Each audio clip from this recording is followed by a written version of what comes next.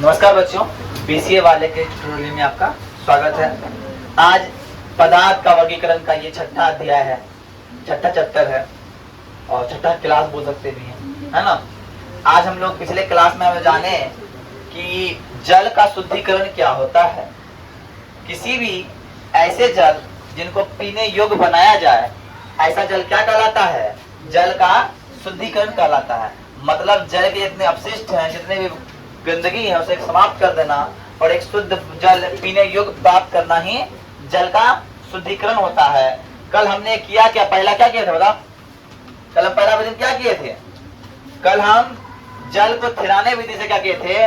किसी भी नदी तालाब से जल को एक टैंक में भरे और टैंक में फिटकरी डालकर उसको थिराने के लिए छोड़ दिए और जब जल थिरा गया उस जल को फिर हम लाए कहाँ पे?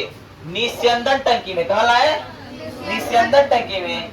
इस टंकी में क्या होता है? चारकोल, कंकर, बालू के महीन कण होते हैं। इससे गुजारने के बाद फिर उससे जो पानी निकला, उस पानी को हम लोग कहाँ डाले? क्लोरीकरण टंकी में डाले। किसमें डाले? क्लोरीकरण टंकी में डाले। इस टंकी में क्या होता है? क्लोरीन या व्यंजक चूर्ण मिला होता है और इसके बाद जो जल है अंतिम रूप से पीने योग्य बन जाता है। हमको 3 स्टेप करना पड़ा। पहला स्टेप करना पड़ा क्या? जल को शुद्धिकरण के लिए पहला स्टेप करना पड़ा क्या? क्या करना पड़ा? क्या बोले? थिराने विधि से जल को लिए और उसका जो गंदगी था बैठने छोड़ दिए और उसको पंप के द्वारा निकाल लिए। स्यंदन विधि में चारकोल, कंकर, बालू से गुजारने के बाद उस जल को फिर क्लोरीन या व्यंजक मिलाते हैं क्लोरीन टंकी में, तब जो जल प्राप्त होता है वो जल क्या होता है? शुद्ध जल होता है। बात समझ में आ गई?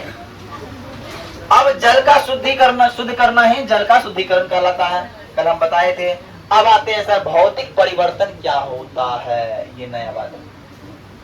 भौतिक परिवर्तन क्या होता है? ऐसा परिवर्तन जिसमें रंग रूप में परिवर्तन हो जाए, भौतिक परिवर्तन होता है। मतलब ये इसको अंग्रेजी में बोलते हैं फिजिकल चेंज।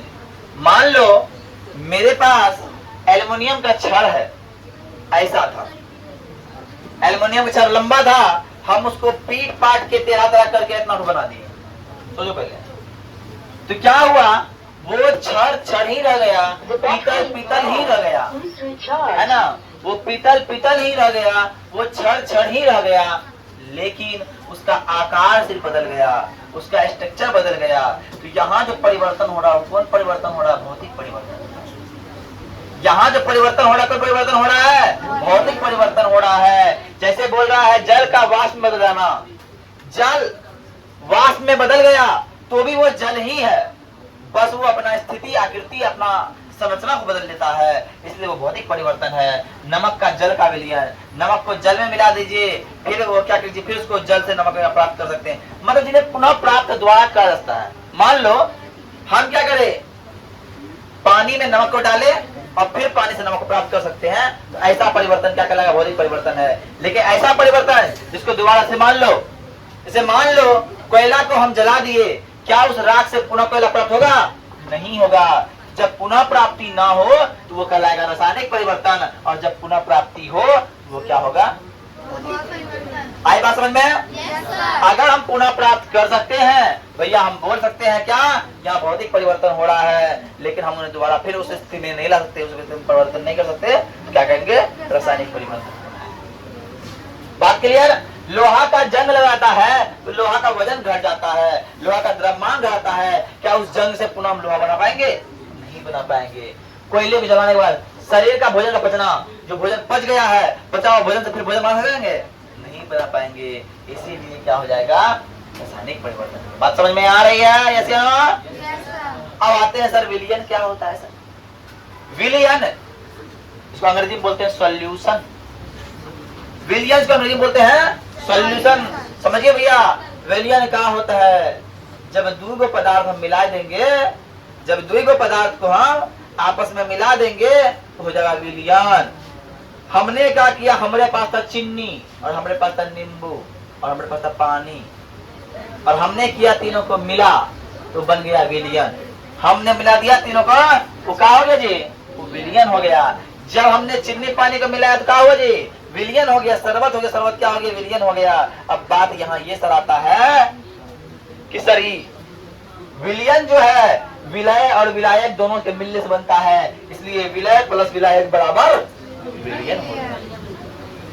अब बात समझिएगा कि विलय का होता है और विलायक का होता है। अरे बात समझोगे जे बतियाते हो समझ में भला आएगा नहीं आएगा, समझिए। अब करना क्या है, ध्यान समझिएगा। हम चीनी मिलाए और पानी मिलाए, बताइए आपने पानी ज्यादा मिलाया या चीनी ज्यादा मिलाया था? अर्थात चीनी हमने कम मिलाया तो हो गया विलायक, चलिए विलय। जो विलय हो गया मतलब खत्म हो गया, पता ही नहीं चला कहां गया, कौन पता चला? चीनी। तो हम बोलेंगे कि जो विलयन में अधिक मात्रा में पाया जाता है उसे विलायक कहते हैं। जैसे चीनी पानी के मिश्रण में पानी जो था चीनी को अपने अंदर मिला दिया, अपने अंदर समाहित कर लिया, बोला भैया हम तो क्या हैं, हम विलायक हैं, हमको सॉल्वेंट बोलते हैं, हमको क्या बोलते हैं, सॉल्वेंट बोलते हैं। और भैया हम विलय कौन है, हम बाबू चीनी हैं, हम तो पानी में मिल जाते हैं जाके, हमारी मात्रा कम होती है, ये लेके हम क्या हैं भैया, विलय हैं, मेरा गुप्त हो जाता है, खत्म हो जाते हैं हम। देखना पानी चीनी के रंग में परिवर्तित नहीं होता, लेकिन चीनी पानी के जैसा बन जाता है, बनता है कि नहीं? यस या नो? अर्थात यहाँ पे विलय कौन हो गया, विलायक कौन हो गया, समझ में तुमको आया कि यस या नो? अब आगे देखिए क्या होता है, चलो देखते हैं। अब क्या है, विलयता की बात करते हैं, जिसको अंग्रेजी में बोलते हैं, क्या बोलते हैं सर? सॉल्युबिलिटी। मतलब किसी भी वस्तु में जो घुलाने की क्षमता है। क्या हुआ जी, कोई दिक्कत? माथा दर्द कर रहा है, नींद आ रहा है, तो सोना नहीं बाबू, देखो हम पढ़ा रहे हैं तो ठीक है। अच्छा, अब एक निश्चित ताप और दाब पर 100 ग्राम विलायक में किसी विलायक के घुलने की अधिकतम मात्रा जो विलायक को संतृप्त कर दे। याद करो, संतृप्त विलयन कौन होता था? जिसमें अब कोई मात्रा घुल नहीं सकता। मतलब कोई विलायक में इतना मात्रा घुला दो, जो मात्रा है, जितना मात्रा घुल सकता है, उसको हम क्या बोलेंगे भैया, क्या बोलेंगे? और इतना घुला दो, अब घुलने के बाद चीज क्या हो जाए, संतृप्त हो जाए, अब हम घुलवे नहीं करेंगे, अब तो हम स्टेबल हो गए, देगा तो बाहर रखो, हम घुलेंगे नहीं। इसका फॉर्मूला होता है विलय की मात्रा बटे विलायक की मात्रा गुना 100। विलय की मात्रा बटे विलायक की मात्रा बटे गुना 100। अब एक होता है निलंबन का होता है, निलंबन, जिसको अंग्रेजी में बोलते हैं सस्पेंशन। क्या बोलते हैं? क्या बोलते हैं? देखो भैया, यह एक विषमान पदार्थ है जिसमें किसी ठोस पदार्थ के छोटे छोटे कण द्रव या गैस में मिले होते हैं। अब बताओ, कीचड़ की जब बात करते हैं, कीचड़ होता है पानी, पानी में क्या होता है, कंकर बालू पत्थर अगरम बगरम तगरम से मिला रहता है, ठोस के छोटे छोटे कण मिले रहते हैं। बताओ तो मुंह मक्खी बैठ रहा मारा तभी से, इसलिए इसको क्या बोलते हैं भैया, निलंबन बोलते। क्या बोलते हैं? कीचड़ हुआ, बालू हुआ इत्यादि और सब भी है ना। अरे आई कैसे ना समझ में, समझ में आया जी? अब एक लास्ट बचा कोलाइड। क्या बचा है? अब कोलाइड को अंग्रेजियों में कोलाइडे बोलते हैं। क्या बोलते हैं? क्या बोलते हैं जी? अब बोलता है कोलाइड विलयन की वह अवस्था है जिसमें विलय के कणों का आकार वास्तविक विलयन के विलयन और निलंबन में उपस्थित कणों के आकार के मध्यवर्ती होता है।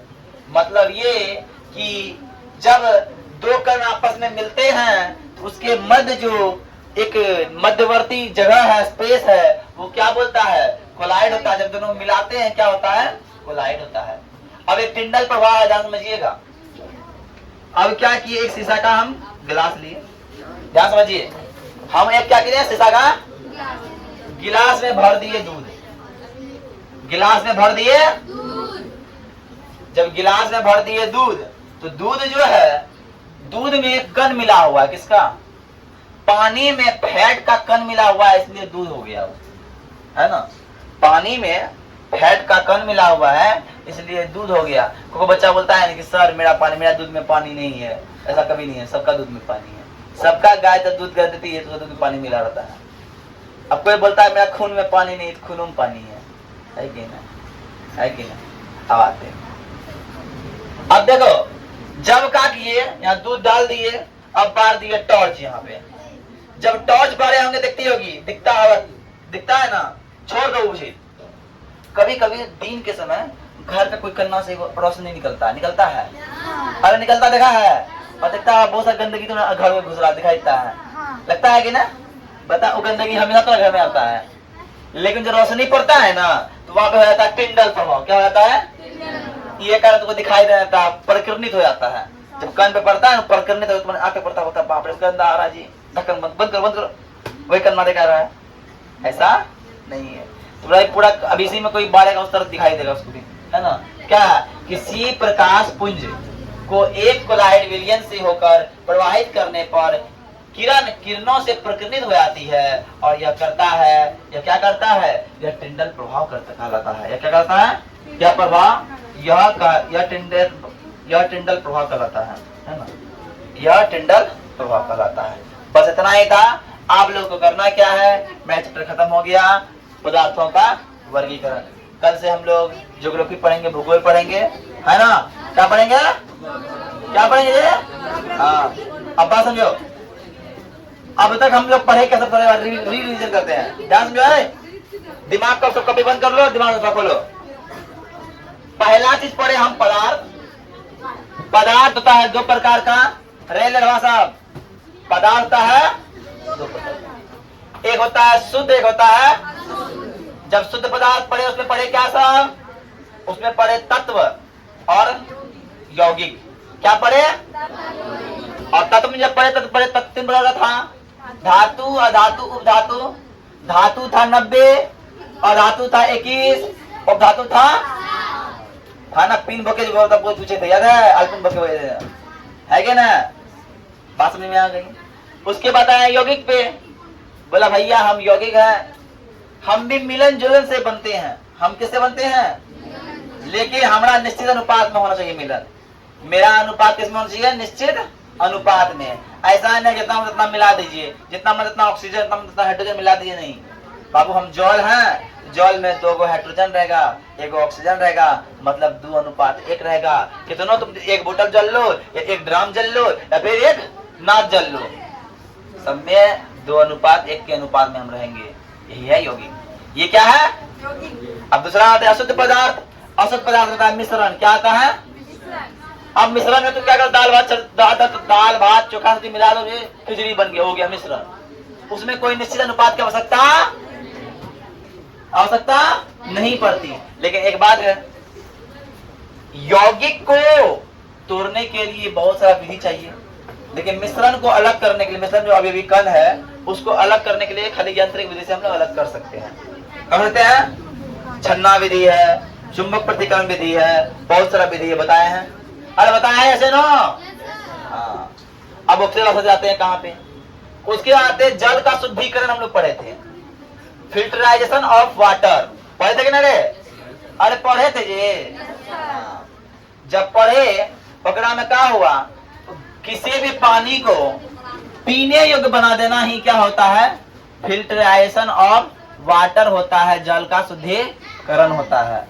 किसी नदी तालाब से पानी को पंप द्वारा खींच लेंगे और उसमें फिटकरी मिलाकर उसको थिराने के लिए छोड़ देंगे। जब पानी का पूरा गंदगी बैठ जाएगा, उसको किसी पंप के द्वारा निकाल कर उसको एक टंकी में ले जाएंगे, वहां पे बालू कंकड़ पत्थर से गुजारेंगे। उसके बाद पानी जब निकलेगा, उस पानी को क्लोरीकरण करेंगे, कोई डिब्बा में डालेंगे, क्लोरीन मिलाकर फिर उस पानी को निकाल कर डिब्बा में पीने योग्य बना देंगे। यही था जल का शुद्धिकरण, था कि ना? अरे था कि ना? उसके बाद पढ़े हम लोग विलयन, विलय, विलायक। हम लोग शरबत बनाने सीखे थे, याद है ना? चीनी मिलाया, पानी मिलाया तो बन गया शरबत। चीनी कम मात्रा में था, पानी अधिक मात्रा में था। जो कम मात्रा में था उसको विलय बोले, जो अधिक मात्रा में था उसको विलायक बोले, और विलय और विलायक को मिला दिए तो बन गया विलयन। बन गया, पढ़े थे। उसके बाद आए सर संतृप्त विलयन और संतृप्त विलयन। बोला कि विलायक में सर अगर अब कोई भी विलय मिलाने का औकात मेरे पास नहीं है, वो अब बोलता है बाबू हम नहीं ले पाएंगे, किसी को बड़ा पेट भरा हुआ है, अब हम घुला नहीं पाएंगे, तो हो गया संतृप्त। और जिसमें घुलने की क्षमता है कि हम घुल जाएंगे, वो हो गया असंतरिक्ष। अरे ऐसी नो सर। अब ओकरा बाद सर पढ़ाए हम लोग विलयता, है कि नहीं? ओकरा बाद पढ़ाए हम लोग निलंबन, उसके बाद पढ़ाए सर कोलाइड, उसके बाद पढ़ाए टिंडल प्रभाव। मेरा चैप्टर हो गया लगभग खत्म। अब आप लोग करना क्या है, लघु तरीके से प्रश्न को डील करके आना है और कुछ नहीं करना है। जय हिंद। चलिए।